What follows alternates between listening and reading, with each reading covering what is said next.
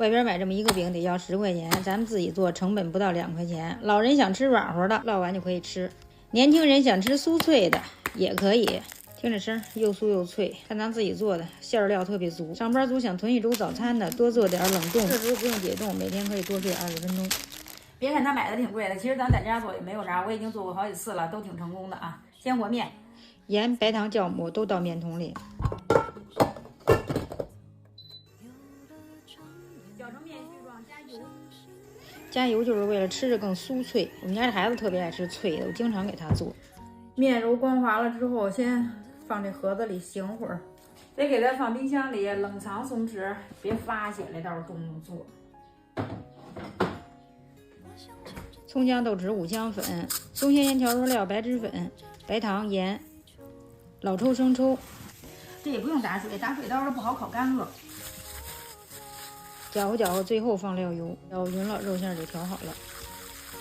调好的肉馅时间长就放冷藏，时间短就放冷冻，先给它腌会儿。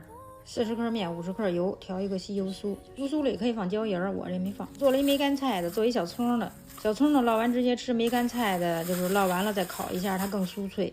看一下醒好的面都能拉出薄膜来。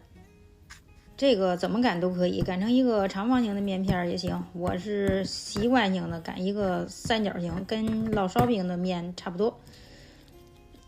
抹上油酥，油酥用之前给它搅和搅和。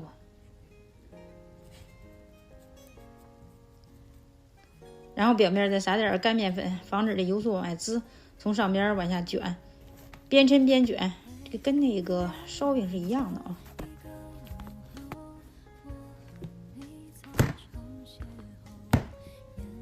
然后下剂子，大小随个人喜欢，接口朝上，对折，右手大拇指摁中间，把不规则都收里边，这样就可以了。做好之后给它醒个3-5分钟，不然它这面筋紧，擀不开。擀成一个周边薄中间厚的圆饼，包上馅儿，像包包子一样。做的多就可以从第一个包好的开始擀，如果做的少，再给它醒个3-5分钟，不然一擀它就回缩。这个擀成圆形、椭圆形都可以。我这个是方便烤，我一般都做这种长条的，两面擀，这面的柔韧性特别好，都看见里边的馅儿了，它也没破皮。饼铛要提前预热啊，翻2个面就是熟了。老人和小孩吃软和的，这样就可以吃了。你看多软和。年轻人想吃脆的，烤箱上下火200度，再烤20到25分钟。